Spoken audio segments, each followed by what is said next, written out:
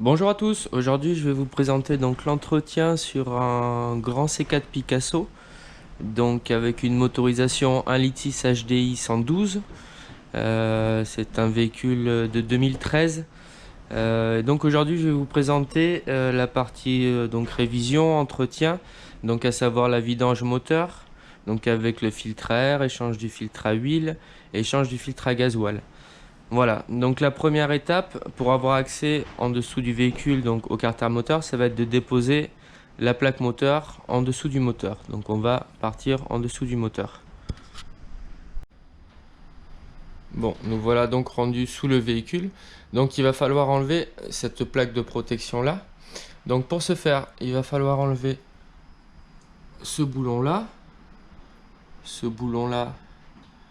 et le troisième à ce niveau là. Et ensuite vous en avez le long de la plaque, vous en avez deux de plus. Donc il y en a un à ce niveau là et un ici.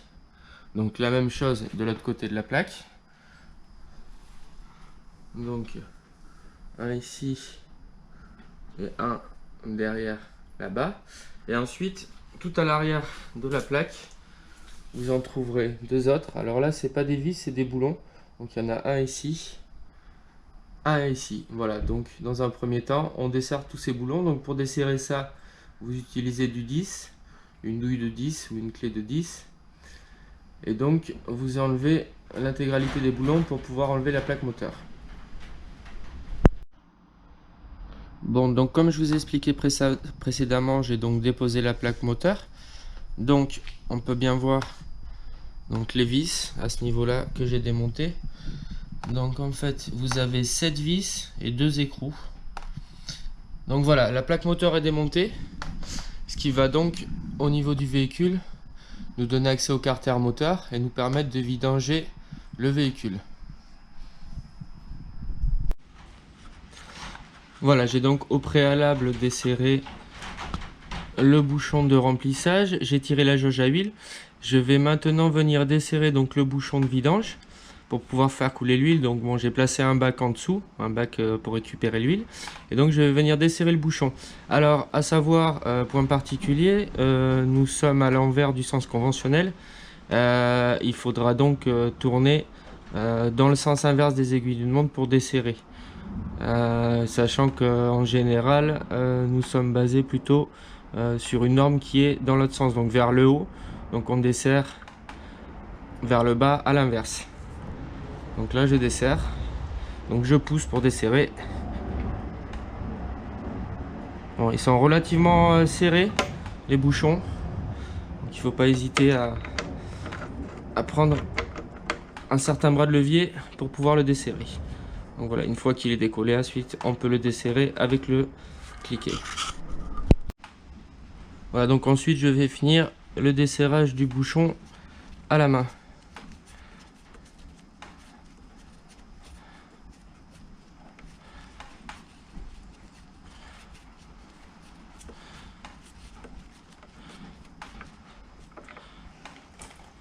Voilà, donc là mon moteur se vidange.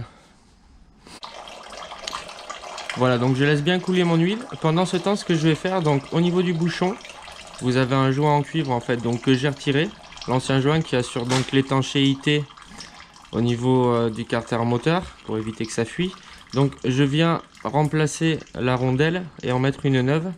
Donc simplement, hein, vous enlevez l'ancienne et vous mettez la nouvelle à la place.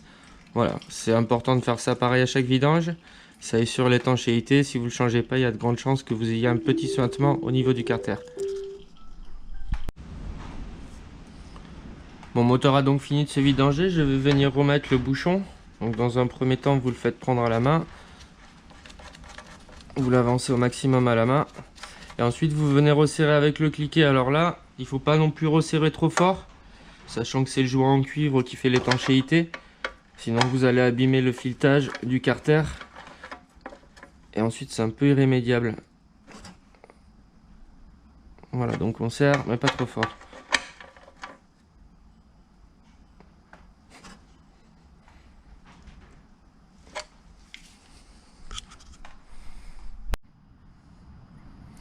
Bon, donc le moteur étant vidangé, nous allons donc passer au au remplacement du filtre à huile.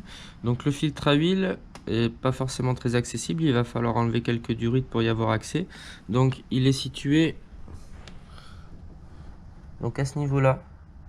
C'est le boîtier que vous pouvez voir en dessous, donc avec l'empreinte de 27. Voilà, donc il va falloir desserrer ça. Pour ce faire, il va falloir donc enlever cette durite là, en fait qui bouche l'accès. Donc pour enlever cette durite là, il va falloir la déclipser ici. Dans un premier temps, pour la déclipser, il vous faudra simplement lever les pattes. Vous levez les pattes et vous tirez vers l'arrière. Donc vous levez ici, à ce niveau-là, et pareil la patte de l'autre côté, et vous tirez donc vers ici. Donc voilà, déjà ça nous permet de libérer ce côté-là de la durite. Et donc ensuite, de l'autre côté, donc à ce niveau-là, elle est simplement rentrée à l'intérieur, donc vous avez juste à la tirer. Donc on extrait l'ensemble de la durite. Voilà. On la met de côté. Et donc comme je vous expliquais, on arrive maintenant un peu mieux à distinguer le filtre à huile, donc qui est placé à ce niveau-là. Donc le filtre à huile, pour le desserrer, il va vous falloir une douille de 27. Donc une douille de 27 et vous vous excentrez un peu à ce niveau-là. Donc vous mettez une petite rallonge pour pouvoir le desserrer. Donc desserrage dans le sens des aiguilles d'une montre. Voilà, et ensuite donc vous le desserrez et pour le faire sortir, vous n'hésitez pas à déplacer un peu la durite là. Donc la durite de refroidissement, elle est assez souple et vous pouvez la déplacer. Et également celle-là aussi qui est souple. Ça vous permet de le faire sortir. Alors, il n'y a pas beaucoup d'espace, mais ça passe quand même. Donc on va passer au desserrage. Voilà, donc comme je vous l'ai expliqué, donc j'ai mis mon outil en place. Bon, comme vous pouvez le voir, j'ai pris un gros bras de levier parce qu'il est quand même relativement bien serré. C'est du plastique, ça a tendance à se coller. Donc voilà, j'ai pris une douille et une rallonge pour pouvoir sortir un peu et avoir plus de place pour pouvoir desserrer. Donc je vais donc desserrer mon filtre à huile. Donc voilà, on vient donc desserrer. Ensuite, on peut prendre le cliquet. Alors n'oubliez pas de mettre un bac de vidange aussi en dessous parce que vous allez avoir fatalement un petit peu d'huile qui va couler quoi. Voilà, donc on dessert entièrement le filtre et ensuite on vient l'extraire. On le sort à la main, on le tire. Voilà, j'ai donc sorti mon filtre. Alors, je vais vous montrer quelque chose. Donc au niveau du filtre en lui-même, à ce niveau-là, comme vous pouvez voir, au fond du filtre, vous avez un trou en bas du filtre. Donc le trou que vous avez là, donc au niveau du filtre à huile, donc le filtre à huile à ce niveau-là, vous avez cette petite encoche, ce petit téton, en fait, qu'il va falloir faire coïncider et faire rentrer dans le trou pendant le remontage. Voilà, c'est la seule particularité. Il faut donc bien faire attention à ça. Repositionner le téton dans la position au niveau du trou pour qu'il vienne se mettre dans le logement. Voilà, donc pour extraire le filtre de son support, en fait le filtre est clipsé à l'intérieur du boîtier à filtre, donc en fait il va falloir le tirer vers le haut. Alors c'est relativement dur, il faut tirer vraiment fort pour le déclipser. Éventuellement si vous n'y arrivez pas, moi ce que je fais par moment quand j'y arrive pas, vous le mettez dans l'étau, vous bloquez juste la partie plastique à ce niveau là dans l'étau et vous venez taper à l'intérieur, donc là, tout au fond, donc la partie plastique qui va vous faire déclipser en fait le filtre. Voilà, c'est une alternative parce qu'il est vraiment clipsé fort et c'est surtout que quand vous l'enlevez, il y a aussi tendance à avoir de l'huile vu que vous faites un gros mouvement qui vient avec. Donc voilà, après ensuite, comme vous pouvez voir, donc il est enlevé, on le sort, on le remplace, on met le nouveau à la place et on revient le clipser. En même temps, sur le filtre à huile, comme vous pouvez voir, donc à ce niveau-là, vous avez un joint qu'on va également remplacer, qui assure l'étanchéité.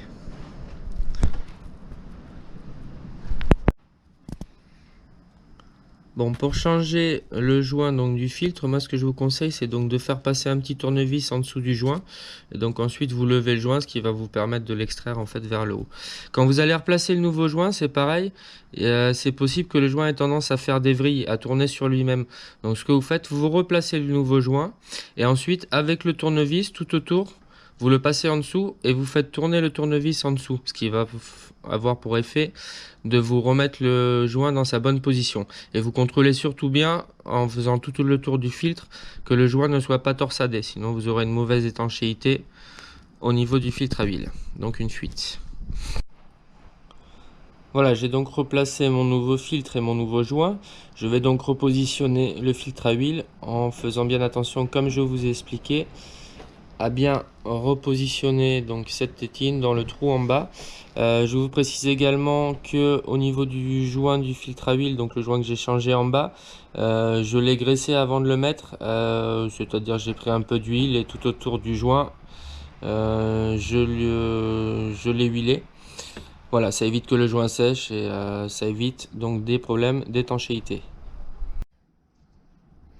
Voilà, j'ai donc repositionné mon filtre. Alors c'est dur à vous montrer parce qu'il n'y a pas beaucoup de place, mais il faut principalement déplacer un peu cette durite vers le haut là, qui gêne pour pouvoir bien le passer. Déplacer un peu là, vous déplacez un peu là. Il n'y a pas beaucoup de place, mais ça rentre. Voilà, donc après ensuite il suffit juste de le resserrer. Donc vous resserrez, c'est pareil, c'est du plastique, donc vous le bloquez, mais vous ne serrez pas trop fort non plus. Voilà, je vais donc passer au remplissage moteur. Donc le remplissage moteur à ce niveau-là. Donc je mets de l'huile, là en l'occurrence c'est de l'huile 530 qu'il faut mettre à l'intérieur. Donc je vais mettre mon huile et on va dire je vais en mettre 4 litres au début.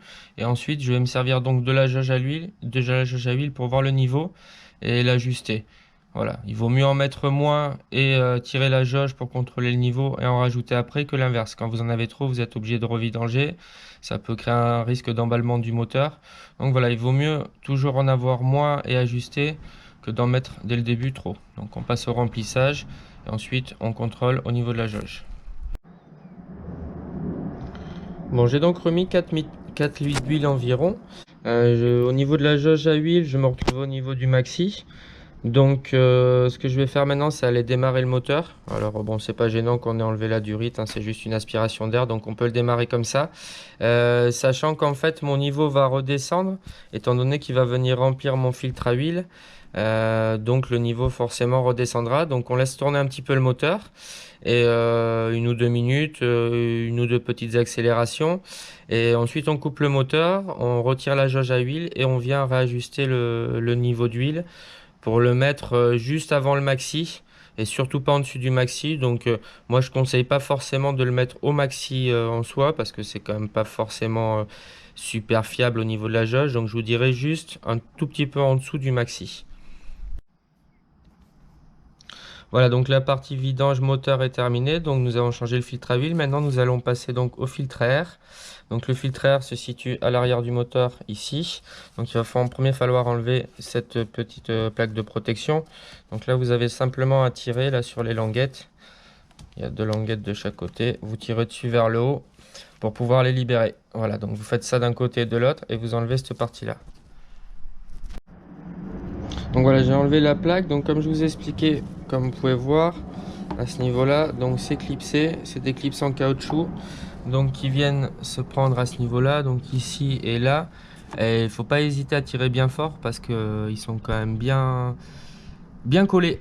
Voilà, donc le filtre à air se trouve à ce niveau-là. Il n'y a pas beaucoup de place. On va passer au démontage.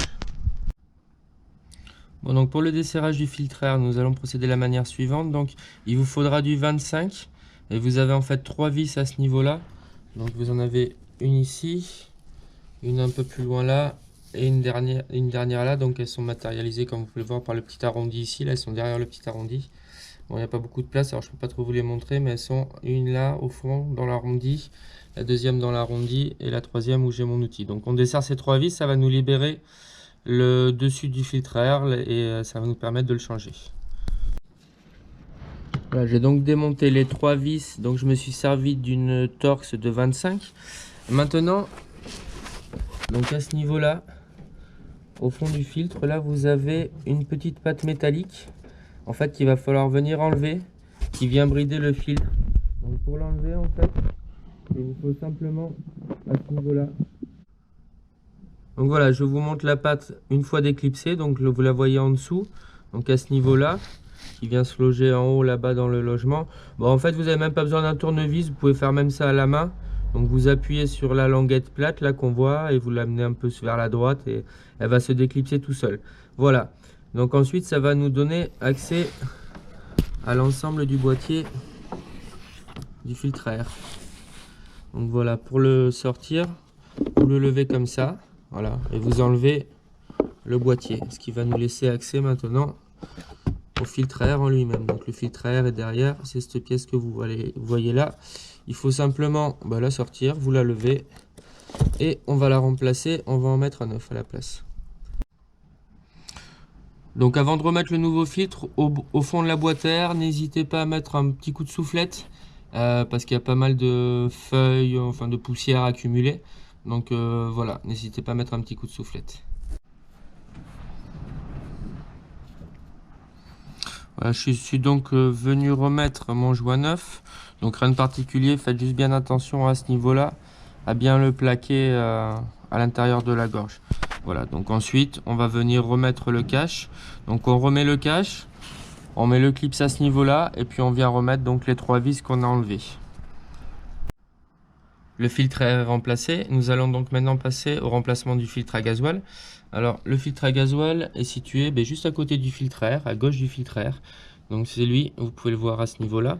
Donc je vous le présente, ça c'est une pompe de réamorçage donc qui servira une fois qu'on aura changé à remettre du carburant à l'intérieur.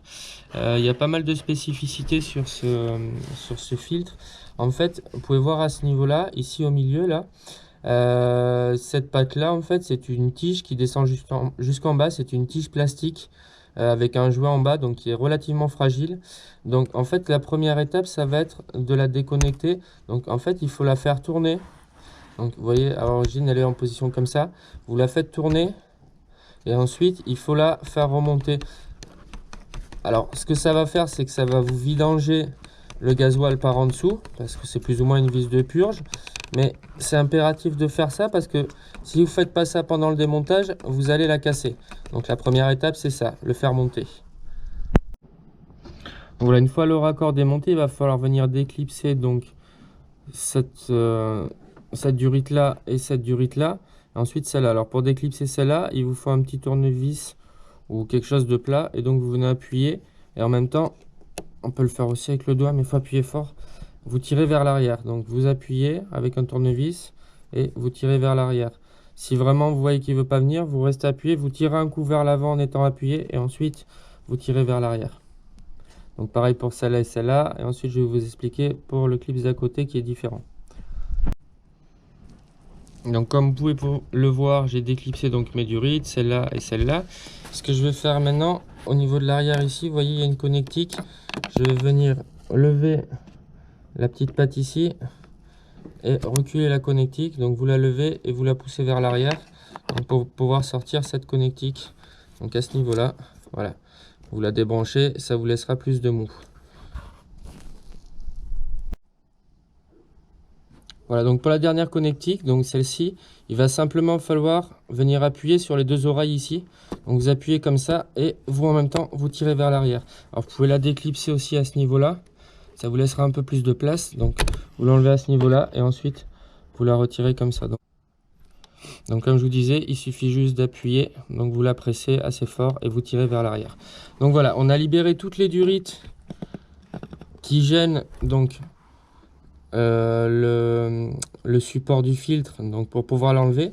Maintenant ce qu'on va faire, on va venir desserrer les petites vis que vous pouvez voir ici. Donc il y a 3 vis comme ça à placer autour du filtre à huile. Donc vous en avez une que je viens de vous montrer, vous en avez une, alors, il n'y a pas beaucoup de place, elle est à ce niveau là, et la dernière que vous pouvez voir, la dernière à ce niveau là derrière. Donc vous avez ces 3 vis là, c'est du Torx en 15, donc il faut desserrer ces 3 vis là. Donc comme je vous ai dit précédemment, donc j'ai desserré les 3 vis. Alors je les ai pas desserrées entièrement, je les ai simplement débloquées pour pouvoir ensuite faciliter le desserrage une fois que j'aurai démonté l'ensemble du filtre à huile, du filtre à gasoil, pardon. Donc la dernière étape, ça va être de desserrer les 2 vis qu'il y a derrière. Donc pour ça c'est du 8.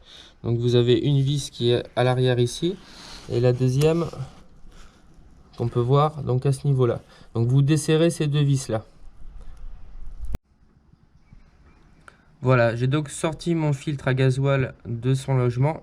Donc, comme vous pouvez le voir, avec les points de fixation, les 2 points de fixation, les 2 vis à l'arrière. Donc voilà, mon filtre à gasoil est fait de la manière suivante. Il est fait comme ça. Donc comme je vous expliquais au niveau du filtre à gasoil en lui-même, donc c'est cette patte là qu'il faut donc faire tourner et relever vers le haut, et ensuite desserrer donc les 3 vis que vous avez à ce niveau là. Donc je vais finir de les desserrer et je vais désassembler les deux parties. Bon, j'ai donc fini de desserrer donc les vis du support. Je vais venir donc soulever le couvercle pour pouvoir changer mon filtre. Alors voilà, comme je vous expliquais, c'est ça la tige en plastique, il est en bas à ce niveau là, et donc qui a tendance à casser, donc qui est très fragile. Donc comme vous voyez, cette tige là, en fait, c'est ce que je vous expliquais tout à l'heure, c'est ce raccord, cette pièce qu'on voit ici. Donc il est important dès le départ de lui faire un quart de tour et de le lever, sinon vous allez casser la tige d'en bas. Donc voilà, ensuite on va remplacer donc le filtre, on va mettre un filtre neuf et donc remettre les 3 vis du couvercle. Bon voilà, donc ça c'est mon filtre neuf. J'ai repositionné donc ce joint là, le joint neuf aussi. Au préalable, il faut le graisser, donc vous mettez un petit peu d'huile sans en mettre de trop parce que c'est le circuit de carburant, mais vous le graissez simplement, ça évite qu'il sèche. Donc voilà, graisser toute la partie du joint, et ensuite donc on va venir remettre ça. Donc vous mettez en face des trous, voilà, vous alignez les trous pour pouvoir le remettre. Donc voilà, quand vous le remettez, vous contrôlez bien que on voit bien au niveau des trous les pattes du filtre qui viennent se mettre à l'intérieur. Donc vous contrôlez bien que les 3 soient bien en place, et ensuite vous remettez les 3 vis. Donc vous remettez les 3 vis, vous les serrez. Faut les serrer mais sans les serrer trop fort, vous les bloquez juste, et vous les serrez progressivement. Vous serrez un peu celle-là, ensuite celle-là, celle-là, et vous serrez progressivement comme ça les 3. Faut pas en serrer une à fond et serrer les autres après. Vous les serrez progressivement pour que le filtre se plaque bien. Donc je vais resserrer mes 3 vis. Voilà, une fois donc que nous avons repositionné et resserré les 3 vis, on va donc remettre en place la patte. Donc il va falloir l'appuyer. Donc il faut l'appuyer dans un premier temps et ensuite la faire tourner. Donc il faut lui faire passer derrière la patte que vous voyez ici, cette patte là, qu'elle passe en dessous là dans un premier temps, et après dès qu'elle est passée en dessous, vous le faites tourner. Première étape, c'est appuyer. Il faut appuyer un peu fort. Bon voilà, j'ai donc refait passer la patte en dessous. Alors en fait, pour le descendre, bon, à la main c'était un peu compliqué. Vous avez un joint dessus, donc qui doit rentrer dans une partie, donc c'est relativement dur. Ce que j'ai fait, donc j'ai pris un petit burin, et je suis venu taper un peu ici pour l'aider à descendre. Voilà, donc après il est venu se mettre dans cette position là. Donc voilà, ensuite il va juste rester à le tourner. Voilà, on le tourne. Voilà, et là il est dans sa position, il est verrouillé. À ce niveau là, on va maintenant pouvoir remettre le filtre à gasoil. Donc remettre les deux boulons, celui-là et celui-là, sur son support, et rebrancher toutes les durites. Bon, j'ai donc remis mon filtre dans sa position. Je vais dans un premier temps venir donc serrer les vis à l'arrière, les deux vis de 8. Donc celle-là, celle à ce niveau-là, celle que vous avez de l'autre côté, derrière là-bas. Je serre ça. En même temps aussi, je peux donc déjà remettre la connexion, venir la reclipser. Donc j'ai juste à pousser. Il faut juste pousser, ça vient se clipser. Donc on remet la vis qui est derrière ici et celle de l'autre côté avec le 8. Et ensuite on va venir remettre toutes les connexions. Donc là, pour les remettre, vous avez juste à les pousser dedans et à les clipser. Mais bon, dans un premier temps, il faut remettre les vis du fond qui soient en place. Donc après avoir remonté donc tous les connecteurs, toutes les durites, le capteur, et remis dans sa bonne position la connectique du milieu, on va maintenant donc réamorcer le circuit. Donc ça c'est cette partie là, c'est une poire de réamorçage. Donc il faut, alors c'est pas très facile, mais il faut appuyer dessus, il faut pomper dessus. Voilà, vous pompez comme ça pour pouvoir réamorcer. Donc c'est assez long à faire, c'est pas très simple. Voilà, il faut pomper pendant un bon moment pour pouvoir réamorcer le circuit de carburant, parce que sinon vous allez caler, après vous n'arriverez plus à redémarrer la voiture. Voilà, si jamais elle n'est pas très efficace cette pompe, si jamais vous avez une poire pour aspirer, vaut mieux le faire directement par les tuyaux Vous branchez votre pouvoir directement sur la sortie du filtre et vous faites arriver le gasoil, c'est plus simple, ça met un peu moins de temps. Bon voilà, donc j'en ai terminé avec la révision. J'ai donc changé le filtre à gasoil, le filtre à air, le filtre à huile, fait la vidange. J'ai redémarré le moteur, donc maintenant je vais contrôler une dernière fois mon niveau d'huile. Donc on prend la jauge et donc on peut bien voir donc sur cette jauge le niveau maxi est là, il est représenté par une flèche et le niveau mini est à ce niveau là en bas. Voilà, il est compris entre là et là. Donc moi mon niveau arrive quasiment sur la flèche supérieure, donc le niveau d'huile est bon, il n'y a pas de souci là-dessus. Voilà, donc ma vidange est terminée. Je vais simplement donc remettre la plaque inférieure qu'on avait enlevée pour pouvoir vidanger. Et dans la vidéo suivante, je vais vous présenter comment remettre à zéro l'entretien, sachant que j'avais la petite clé d'allumer au niveau du tableau de bord.